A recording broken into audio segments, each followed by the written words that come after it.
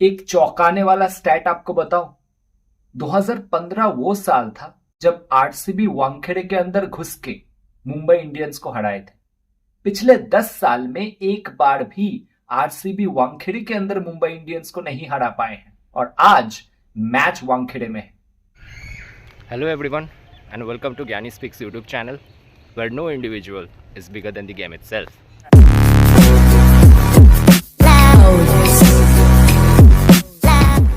देखो, वेन्यू के बारे में बहुत ज्यादा बात करके फायदा नहीं है। वानखेड़े में रेड सॉइल विकेट होता है। अगर बाई चांस इस मैच में ब्लैक सॉइल विकेट हुआ, मैं आपको टेलीग्राम पे अपडेट कर दूंगा। लिंक आपको इस वीडियो के डिस्क्रिप्शन सेक्शन में मिल जाएगा। उसी के साथ साथ इस वेन्यू पे जो रेड सॉइल विकेट होता है, इसका मतलब पेस एंड बाउंस होएगा, अर्ली स्विंग आपको देखने को मिलेगा, जो हमने पिछले मैच में भी बात किया था। पिछला मैच कौन सा हुआ था? Kolkata night Riders versus Mumbai Indians. आज से 3-4 दिन पहले वहां पे हमने क्या देखा? शुरुआत में अर्ली मूवमेंट मिला। क्विंटन डिकॉक एंड उनका opening partner Sunil Narayan early चलता हो गया। दीपक चहर को एक विकेट मिला। ट्रेंट बोल्ट ने सुनील नारायण को आउट किया, क्लीन बोल्ड किया था इफ यू रिमेंबर। उसके बाद आए अश्विनी कुमार, उनको मिला सीम मूवमेंट एंड स्विंग भी हुआ।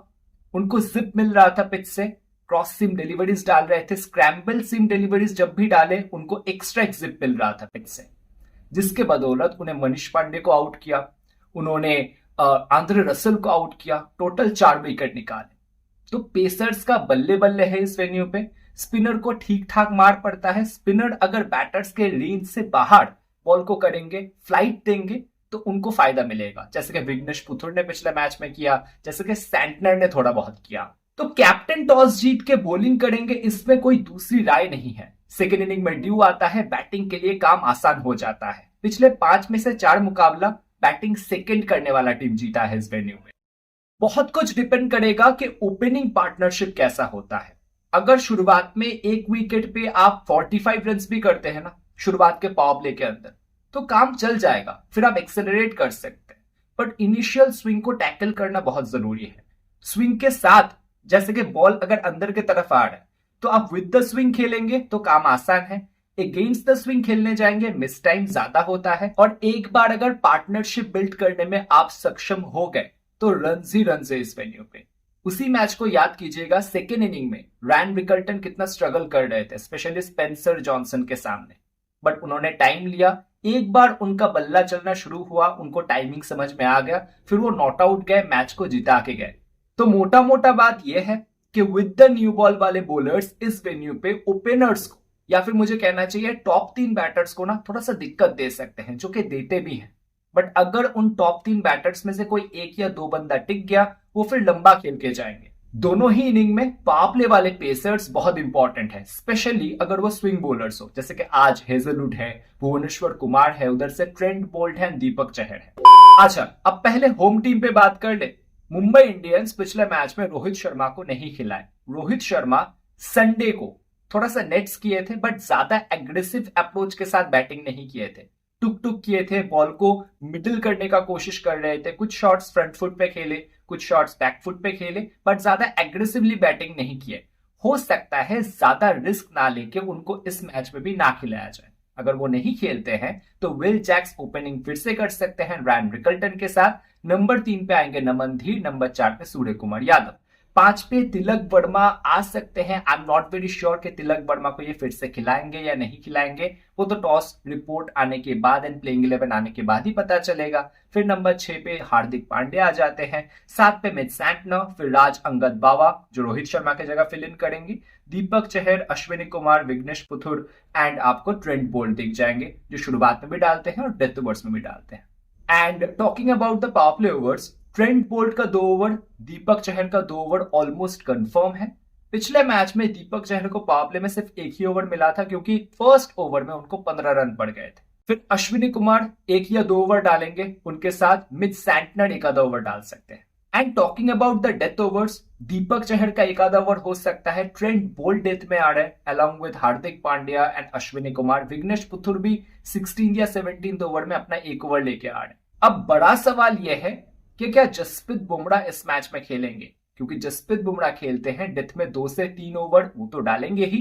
हार्दिक पांड्या के लिए काम आसान हो जाता है, वो मिडिल ओवर्स को कंट्रोल कर सकते हैं, फिर खुद अगर डेथ में वो नहीं भी आएंगे तो काम चल जाएगा। अब संडे को जैसे कि मैंने आपको बताया, रोहित शर्मा के साथ साथ जसप्रीत बुमराह ने भी नेट सेशन किया है।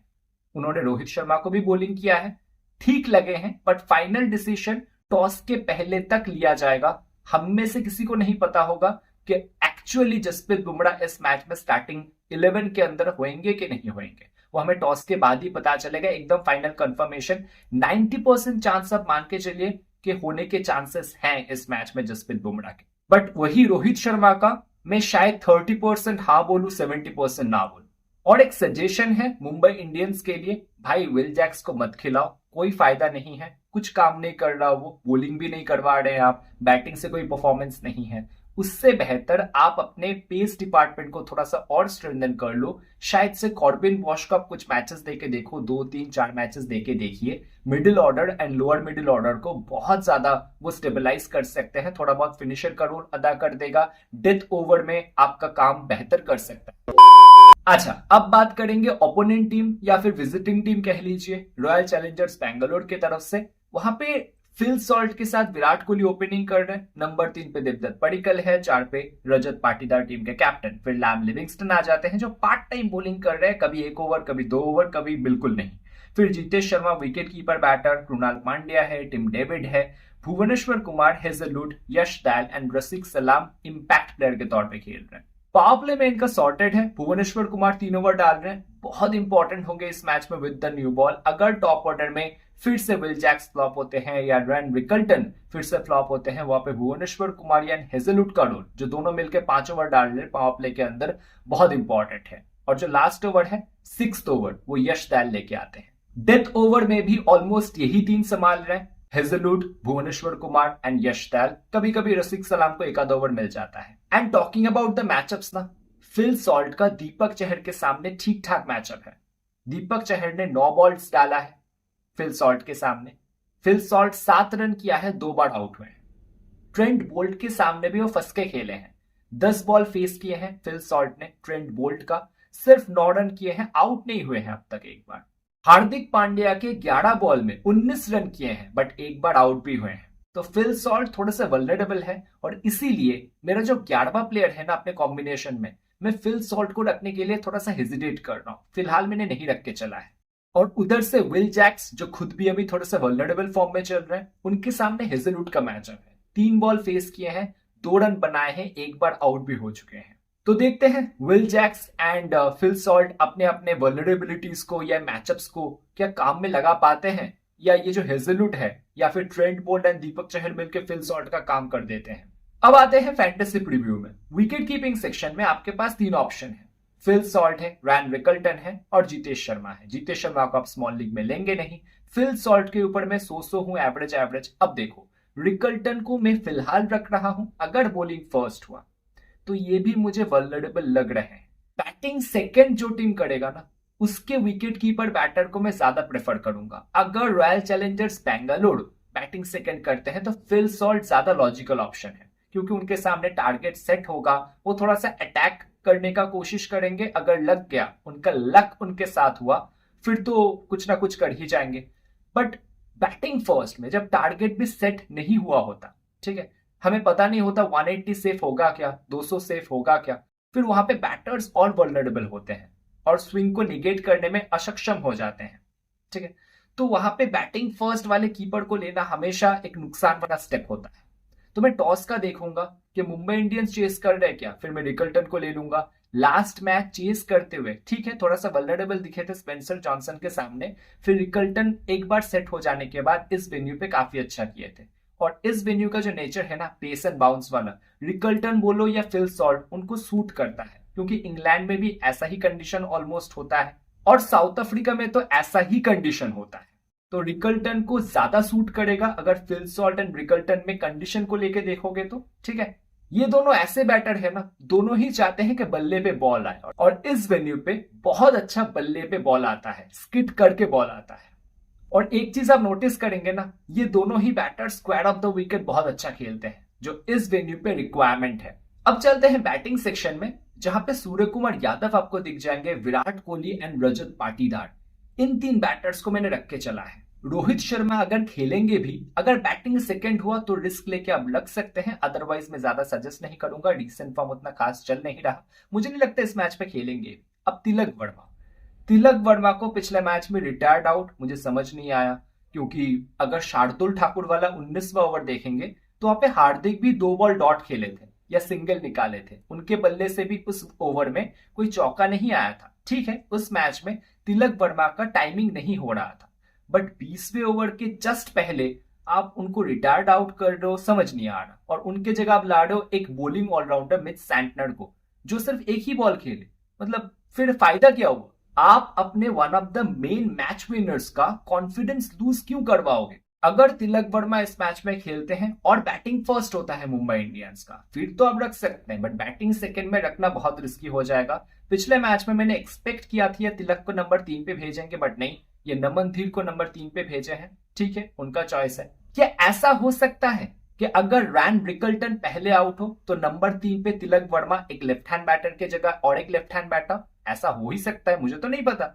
अब पिछले मैच में विल जैक्स पहले आउट हो गए तो एक राइट हैंड बैटर के जगह दूसरा राइट हैंड बैटर मतलब नमन धीर को इन्होंने नंबर 6 से नंबर 3 पे भेजा। मुझे तो लगता है ऐसा ही हुआ होगा। आपको क्या लगता है? कमेंट सेक्शन में जरूर बताइएगा। इस मैच में तिलक को नंबर 3 पे खेलना चाहिए या फिर नंबर 4 पे खेलना चाहिए या नंबर 5 पे खेलना चाहिए? एंड पिछले मैच में तिलक वर्मा को रिटायर आउट करना कितना सही था? आपको क्या लगता है? देवदत्त पडिक्कल बैटिंग सेक्शन में एक डिसेंट ऑप्शन है, बट देवदत्त पडिक्कल बुमराह का बनी है। बुमराह अगर खेलते हैं उनको बोल बोल के आउट कर देते हैं। उनके सामने ट्रेंट बोल्ट का भी डिसेंट नंबर्स है, तो पडिक्कल को मैं फिलहाल सजेस्ट नहीं कर रहा। ग्रैंड लीग के कुछ कॉम्बिनेशन में आप ट्राई कर सकते हैं। अब आते हैं ऑलराउंडर सेक्शन में। ऑलराउंडर सेक्शन में फिलहाल हार्दिक पांड्या तो कंफर्म्ड है, पिछले मैच में 5 विकेट लेके आ रहे, मैन ऑफ द मैच वाला परफॉर्मेंस, हालांकि वो जीत नहीं पाया, अलग चीज है। नमन धीर क्योंकि पिछले मैच में नंबर 3 पे खेले थे, हम रख के चलेंगे। और लिविंगस्टन, अब लिविंगस्टन के जगह कृणाल पांड्या को भी ले सकते हो। कृणाल पांड्या नंबर 7-8 तक बैटिंग कर रहे हैं और बॉलिंग 3 से 4 ओवर डेफिनेटली डालेंगे। सामने राइट हैंड बैटर्स काफी सारे हैं। टॉप ऑर्डर में रिकल्टन, नीचे तिलक वर्मा, इनको छोड़ के सारे राइट हैंड बैटर्स है, तो कृणाल पांड्या अगर बॉलिंग फर्स्ट हो डिसेंट हो सकते हैं। सेकेंड इनिंग में बॉलिंग करते हैं, मुझे नहीं लगता कृणाल पांड्या बहुत कुछ कर सकते हैं, क्योंकि सेकेंड इनिंग में इस वेन्यू पे थोड़ा बहुत ड्यू आता है, स्पिनर के लिए काम फिर आसान नहीं रहता। तो फिलहाल मैं लिविंगस्टन के साथ जा रहा हूं। आप बोलोगे विल जैक्स को क्यों नहीं लिया? देखो, विल जैक्स का फॉर्म अच्छा नहीं चल रहा, सामने होंगे Bhuvneshwar Kumar the swing king and उनके साथ हेजलवुड, तो मुझे नहीं लगता विल जैक्स इस मैच में बहुत कुछ कर जाएंगे। अब बॉलिंग सेक्शन में आते हैं। ट्रेंट बोल्ट मेरे फर्स्ट चॉइस होंगे। सेकंड चॉइस जिस तरीके से परफॉर्मेंस कर रहा है Josh Hazlewood definitely. Third choice अगर बुमराह नहीं खेलते, अश्विनी कुमार को मैं डेफिनेटली रखूंगा। और अगर बुमराह आएंगे भी स्टार्टिंग 11 में, आइदर राजअंगद बावा के जगह आएंगे या फिर अश्विनी कुमार के जगह आएंगे। बाई चांस ऐसा हो कि बुमराह एंड अश्विनी कुमार दोनों खेल रहे हैं और एमआई का टीम बॉलिंग फर्स्ट कर रहे हैं, मैं कोशिश करूंगा इन दोनों को अपने कॉम्बिनेशन के अंदर इंक्लूड करने का। फिर देख लूंगा स्टार्टिंग 11 आने के बाद कितने मेन बॉलर से खिलाड़ी है और अश्विनी कुमार को क्या 3 से 4 ओवर मिल सकता है या नहीं मिल सकता। अगर 4 ओवर में देख पा रहा हूं कैलकुलेशन करने के बाद कि अश्विनी कुमार को शायद ना मिले, फिर तो रिस्क लेके फायदा नहीं है ना, उस सिचुएशन में मैं नहीं रखूंगा। तो बहुत कुछ चीजों का फाइनल कैलकुलेशन ना टेलीग्राम चैनल पे होना है आफ्टर टॉस। लिंक आपको इस वीडियो के डिस्क्रिप्शन सेक्शन में मिल जाएगा, आप जाके जुड़ सकते हैं। तो ये रहे 10 प्लेयर। 11वें प्लेयर के लिए आपके पास कृणाल पांड्या का ऑप्शन है, फिल सॉल्ट का ऑप्शन है, यहाँ पे यश दयाल है जो डेथ ओवर्स में डालते हैं 2 ओवर, तो मान के चलिए अगर बॉलिंग फर्स्ट हुआ, जो भी टीम बॉलिंग फर्स्ट होगा ना, उनके पेसर्स को आप डेफिनेटली नहीं छोड़िएगा।